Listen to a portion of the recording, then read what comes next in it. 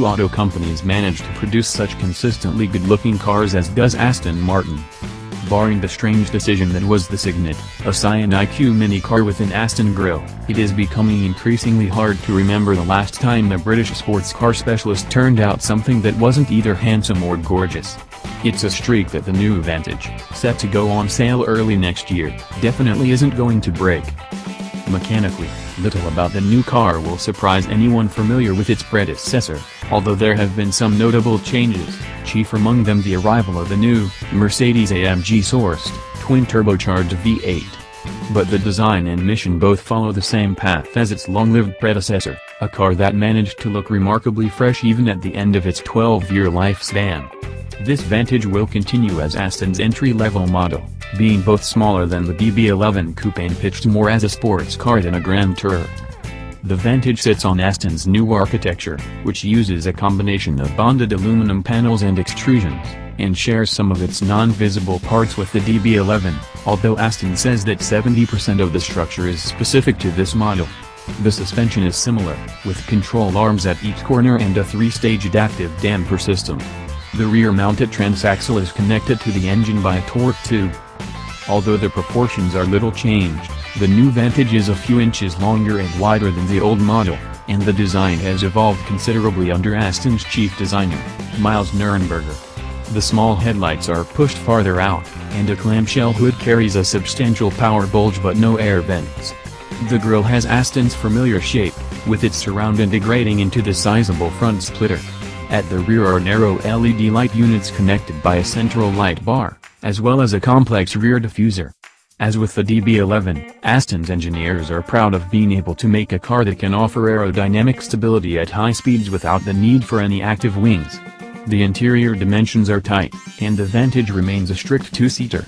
An overall length of just 175.8 inches makes it 10.8 inches shorter than the DB11 and about an inch shorter than a Porsche 911.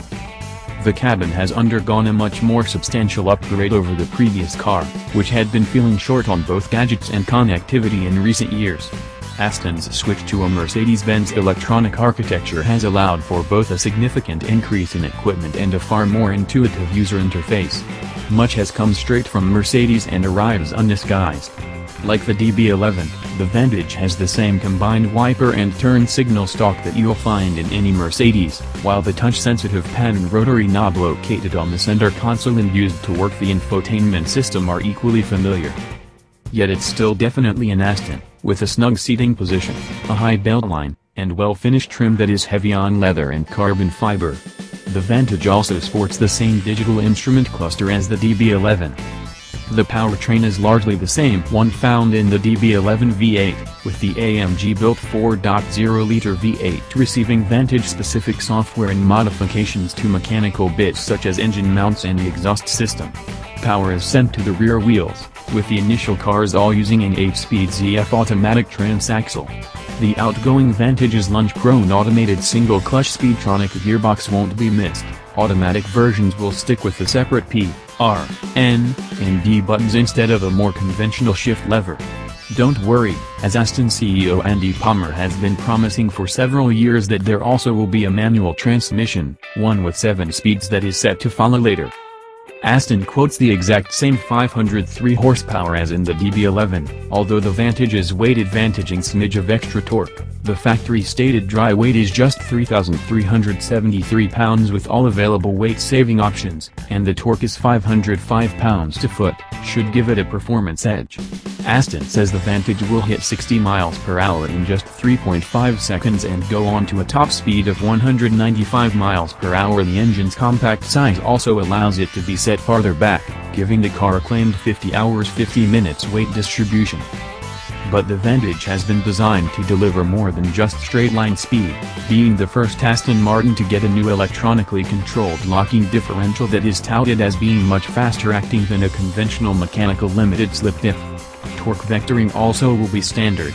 While we'll have to wait to confirm it, Aston promises that the Vantage will feel more responsive than the already keen DB11 V8. The Vantage offers potential Aston Martin buyers big savings over the DB11, with the $153,081 base price undercutting the DB11 V8 by just under $50,000, more than enough to buy something nice with more seats if you need such a car, too.